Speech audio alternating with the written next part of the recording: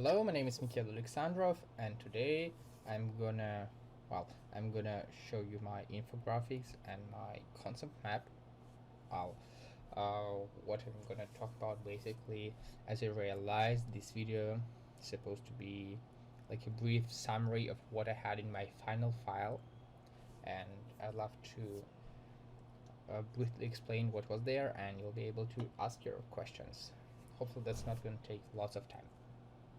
Okay, first of all, let's speak a bit about how COVID-19 has influenced the whole sport industry all around the world, and I'd love to focus on different events.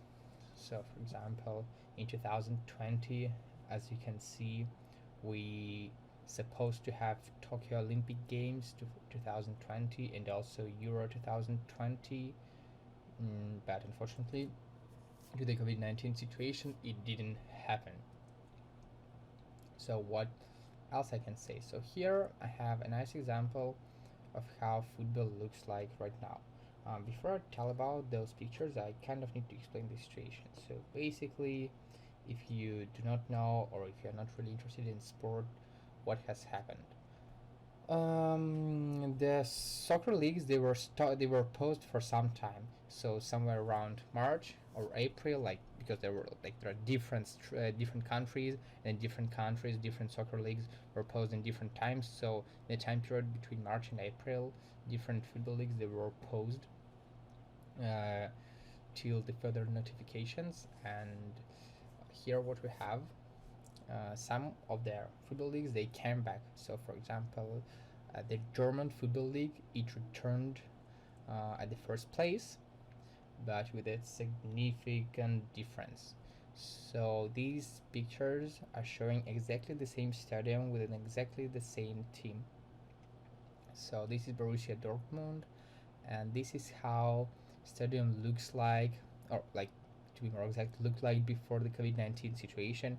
As you can see, thousands and thousands of fans, and well, I think you can pretty much guess that in different sports, well, in any kinds of sport, fans are one of the most important part of the competition. Basically, fans inspire the sportsmen to win, to do something for them, to compete, and this is just a completely different experience how you play in a stadium without fans and with fans.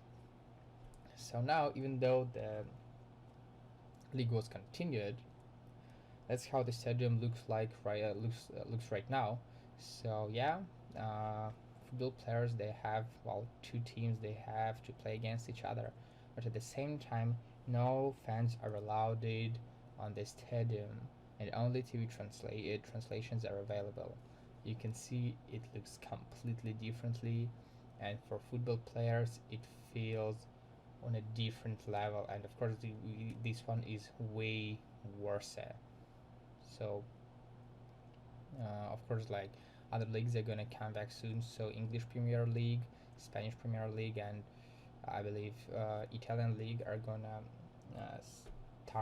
start again. Well, they're gonna be continued in the period between 10th of June and 17th of June. But at the same time, they'll have exactly the same situation. Before, they had stadiums overcrowded with fans. Now they would be just completely empty, as in this picture. By the way, yeah, this is actually not a practice. This is how the end of the football match looked like, and no fans, no one there. So what else I can add to that? So here, I think I'll have to zoom in a bit. This is, give me a second, that's not that easy. Okay, come on.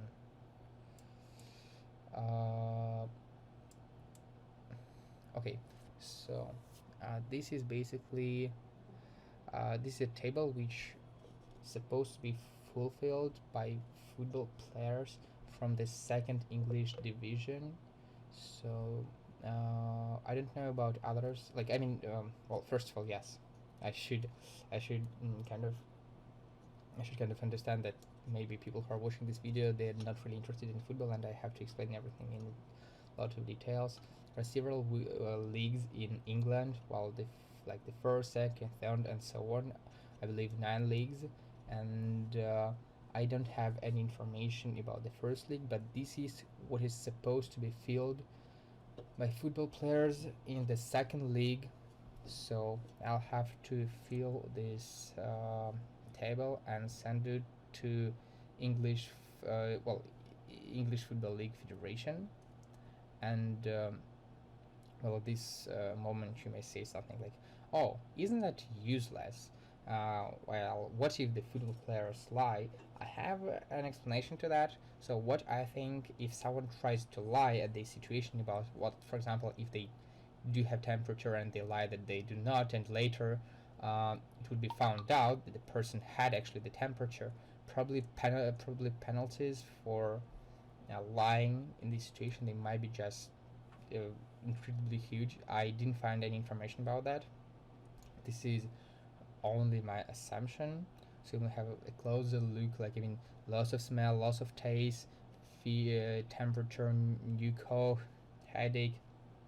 All of these criteria should be completely honestly fulfilled by football players. And if you had any of these symptoms, please report it to your medical staff immediately before attending training.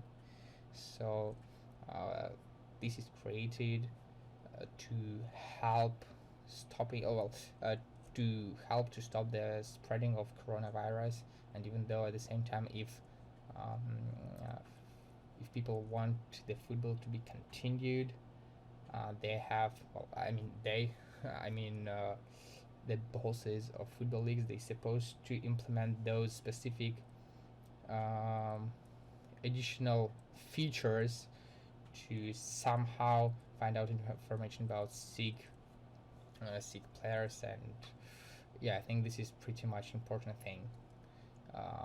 So what else here? This is a picture of Brazilian fighter Ronaldo Souza, and this is how, well, what's that? This is a process of waiting, I believe this is how we pronounce it. So if there is a fight between two fighters in UFC, before they have an actual fight, the day before they have a process when specific people, they check their weight.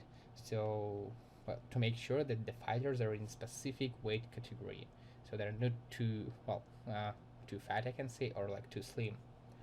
And that's how it looks like now. You see like masks, one mask and gloves, even though I'm not sure that this is the best way to protect fighters from COVID-19, because, well, still they have kind of close contact when they fight each other. But whatever, this is not what I decide, but this is what it looks like, what it looks right now. But oh my god, this is how it looks like right now. Yeah, even though there is a funny thing about that. Lately, this guy was diagnosed with COVID-19, even though he had this protection.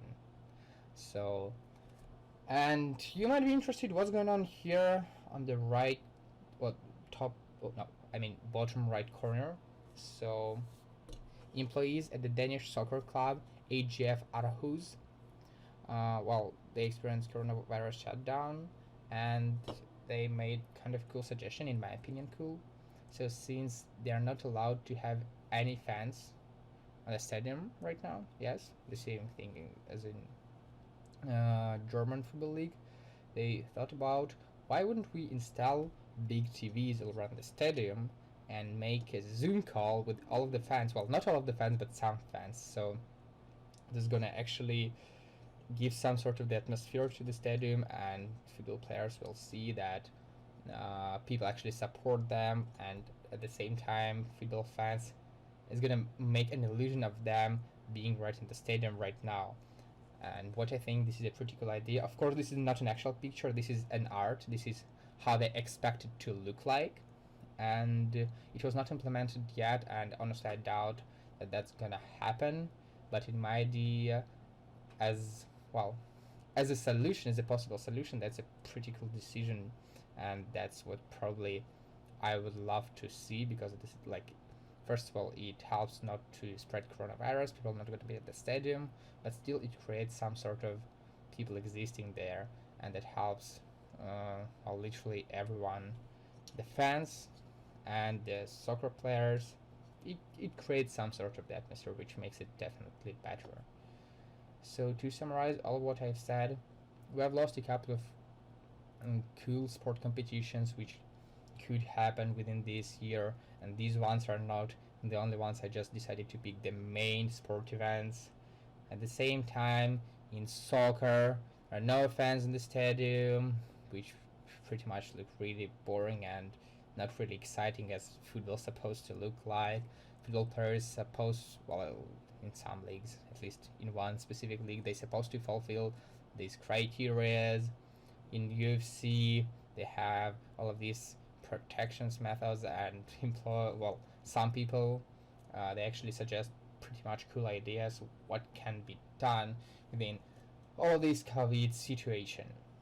So coming to next, and okay, this is more about how I'm connected to all of this situation. Even though I have sport industry, what I do, I produce football uniform, and let's speak a bit more about that here in this infographic.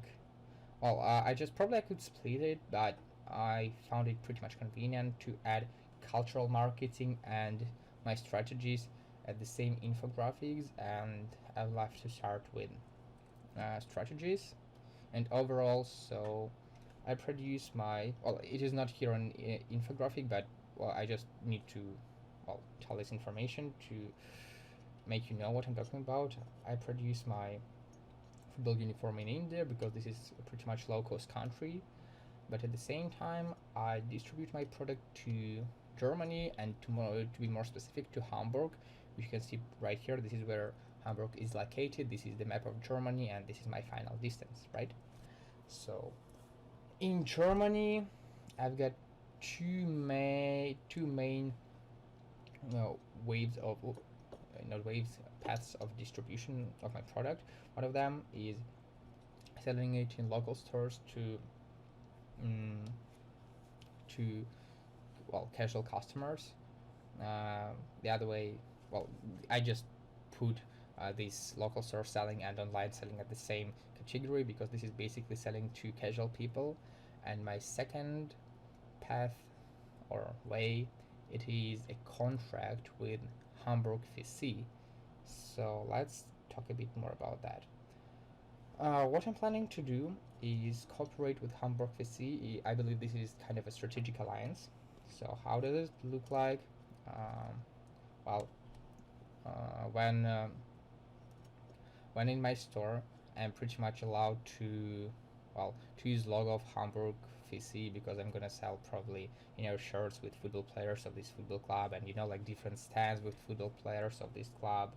People are gonna know about this club more, and at the same, people who know the club, people who know the club, and they didn't know about my store, they'll pretty much find out if they go for the football match. Well, now it is not really possible, but if they watch a football game on TV and they see that, oh, I love this football club, but at the same time this football club, it has a pretty much cool uniform and I'm a fan of soccer. What if I want to buy the uniform, like the football uniform of my favorite club? And at the same time, well, the person is going to find out about me and go probably to my store or order online the shirt of this football club, which is basically made by my company, right? By the way, why Hamburg FC? So Hamburg now plays in the second German league. So why did I pick it? Why didn't I pick something like top one team? So because we have, well, top one teams, they already have huge contracts with pretty much really famous companies. And what I thought about, I assume that my company is not the top one yet. I kind of like somewhere in the middle, and it doesn't sound possible for me to sign a contract with such a big club as Bayern or Borussia Dortmund. And well, this is actually how it looks in real life. Adidas has a contract with Bayern, Puma has a contract with Borussia Dortmund, and all of like Adidas, Puma, Borussia Dortmund, and Bayern, all of them are popular like the football clubs in the football world, like these companies all around the world, everyone knows about them, and of course, like famous and big companies, they sign contracts with the best clubs and so on. So that's why I had to pick something else. And why did I choose Hamburg? So first of all, it used to play in the first division, and secondly, it has a pretty much great history and a nice fan base. Even though this is not the strongest club right now, well, definitely not the strongest, but still, this club is known in Germany. So that's why I thought that's gonna be a nice idea to cooperate exactly with this club. Uh, well, something else to add. So we're registered. Well, Hamburg. Hamburg is also it is a city, and in the city we have Hamburg FC, and in the city they have ports. So it helps me to spend less money on logistics and on distribution my goods within the country, because basically when I think I'm gonna mention that later for better understanding. It was not required, but I'll still speak about that, about my logistics. So in two words, like I decided to distribute my product through the water, and like from India the ship comes here, and it comes right to Hamburg into Hamburg's port, and there you don't have to drive all the way to Berlin or like to uh, Munich or so on. You just basically you stay in the same city and you have a contract with the club from that city, which is pretty much convenient, right? Well, I think that's what I have to say about Hamburg. Let's continue speaking about my different partners to cooperate with. The second one is Red Bull. So Red Bull sounds pretty cool. Why? First of all, which came to my mind was McDonald's, right? Because McDonald's is really popular in Germany, but after that I've realized that, well, if I sell sport uniform, it doesn't really make sense for me to cooperate with McDonald's. Yeah, it is not something which comes to your mind when you think about sport, McDonald's, right? So Red Bull, this is energy drink, and I think this company is way more related to sport than McDonald's, right? And how that's gonna look like? What I thought, if there is a kind of Red Bull, if you ever bought a kind of Red Bull, you know how it looks like, like white and blue, and of course they have their little logo, and like with big red letters it is written Red Bull energy drink. But sometimes they have promotions, like they sign contract for an advertising something, for an advertising of something, right? And you may see not a classic Red Bull bottle. You may see Red Bull bottle with a different design. It's gonna have like the same logo, the same like red letters, but it might have something else on the bottle. So that's what I thought about. If I sign the contract with this company, they're gonna have, for example, samples of my T-shirts on the cans, and it's gonna advertise my product as well. But at the same time, what about Red Bull? What are they gonna get from that? In my stores, like in my local stores, when you come in some stores, you have an opportunity to buy something from vending machines. So what I thought about, why wouldn't I install vending machines in my store, and those vending machines are gonna just sell Red Bull? So that's the second strategic alliance which I wanted to make. Okay, uh, whew, I'm just I'm just speaking for 18 minutes without any rest. Almost 19 minutes. I think this video is going to be longer than I expected it to be. So coming to Tisuti Freezer. Okay, let's get back, and at this point of time you might be a bit surprised why we decided to switch for Canva. I'm going to explain it. Well, basically I've made a small mistake, and this is easier for me to switch back to Canva to the right version of the document, instead of like re-recording the whole video, or like fixing the document. That's just too long. I'm just gonna basically explain a small amount of information here and get back to the PDF document. So what was the mistake in the document? I've mixed up those companies. So I decided, yeah, well, basically how it's supposed to be. That's what is written here. I outsource materials from Tisuti Freezer, and I merge with Shifa Iron Limited. In that document, it was completely opposite. So yeah. First of all, Tisuti Freezer. This is an Italian company. So you might be interested at this moment why and how is basically Italy is related to me and to my company. This is a really easy explanation to all of that. Italian material. Well, yeah. Let's make it even more detailed. When I create my soccer uniform, my football uniform, I kind of need to buy materials from somewhere.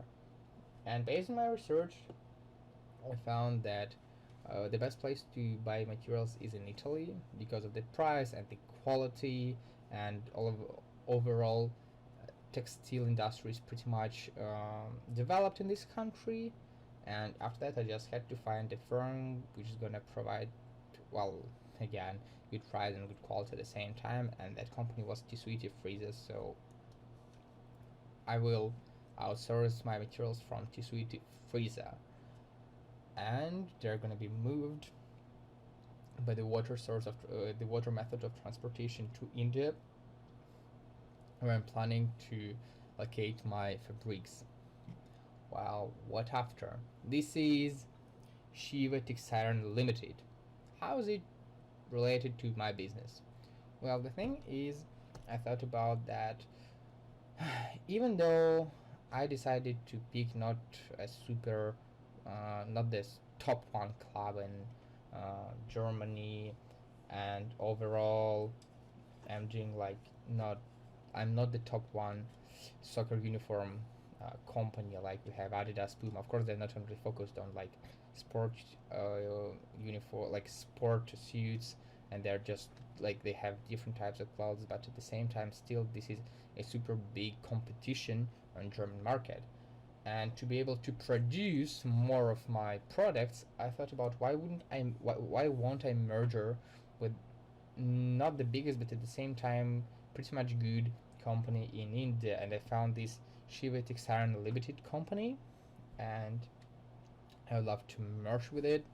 So the power, well, yeah, sorry for my English. This is pretty much late, and I'm afraid that well, my English might not be the best one. So I thought that if we merge, that may increase the production power of the company. Basically, we'll be able to produce more, and it's going to give us more property, more plants, more land, and basically production power is going to increase significantly. So that's why I want to merge with this company. Okay, let's get back to normal document.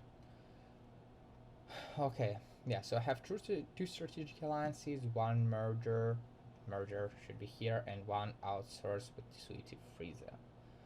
Well, let's speak. Okay, what is it like? Okay, let's speak a bit more about cultural marketing. Well, what I can say about that? Germany is not that country where you can find a lot of cultural issues. So I identified for myself, well, for the company, for anyone who is going to do business in Germany, three main things which you should never ever mention, uh, talk, or just, yeah, basically mention when you're having business with Germans or like in Germany. Never mention World War II, never mention Hitler or Aryan race. All these topics are super offensive for Germans, like for anyone in Germany, for consumers, for like for people who are making business in Germany. Just these topics are not the best ones to basically discuss in this country. So, and this is an interesting thing. There is nothing else which you should not do in Germany, though. Since I couldn't find anything else which is completely prohibited and may ruin your whole career in Germany, I thought about why wouldn't I make a list of different tips, which is gonna, which you're supposed to follow, and some of the things which you should not do in Germany to have your business, well, to make your, okay, how do we say it in English? To help you achieve your success. And this is the list. I'm not gonna read all of 13 positions. I'm gonna just mention some of them. It's like, for example, German tends to work long hours, so be ready for that and never expect yourself to leave earlier your job. Or, for example, when you work with Germans, you're supposed to know that they really tend to talk to each other in a professional way, and they use the specific form, and that's not really common in Germany. in Germany to say hi even to your like close business partners whom have been knowing for like 25 years. This is not what you do in Germany. Also, like where it is, I think it's supposed to be somewhere here. Okay, I don't know where it is. You'll probably see it here if you want to. I'm just gonna mention it. So the other thing, never be late. So this is something which is completely rude, and well, if you're trying to make a good impression on your partner, on your boss, on your like on anyone in Germany, just do not be late, because this is not something which is appreciated in that country. Um, Also, some of the things uh, which you should know. Well, I think it's going to be the last thing which I'm going to say about that. So, when you're making something, when you're trying to come up with a product for the country, first of all, care about quality, not about how appearance. So, because for German consumers, this is way more important to know that the product which they are purchasing is going to last for a long time and do a great job for them, instead of it looking good. First of all, quality, after that, everything else. So, this is what I have about strategies and cultural marketing, and just a couple of words about my logistics. So, this is that's going to be a really small it's going to be a really small talk about here, because this is basically what I've already said before, but in one section finally.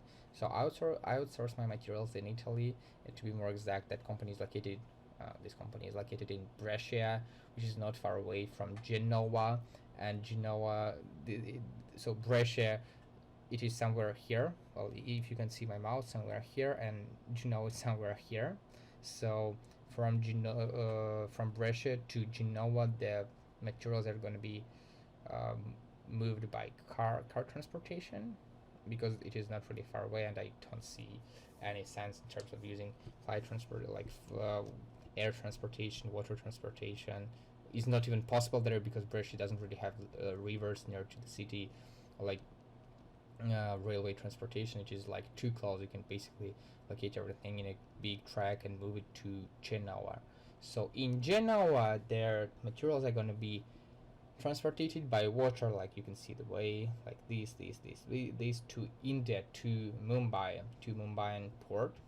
And all the process of making uniform is going to be done in India, and later also by water transportation. The products are going to be moved back the whole way right here to Germany in Hamburg. So now you may ask, why ship transportation? That's going to take ages basically. Well, first of all, what I thought about, well, let's eliminate the most, well, the most obvious things which are supposed to be eliminated. Car transportation is pretty much not really possible here, and even though it is possible between India and Germany, but you're supposed to cross too much borders, which may cost you a lot. Like all of these taxes and expenses, and like crossing the borders, not the best thing. And the same thing with basically a railway. Too much borders, too many countries you're supposed to cross, and this is not good for business in terms of money saving. At the same time, you may ask, okay, you have water transportation and air transportation, why you do not use planes?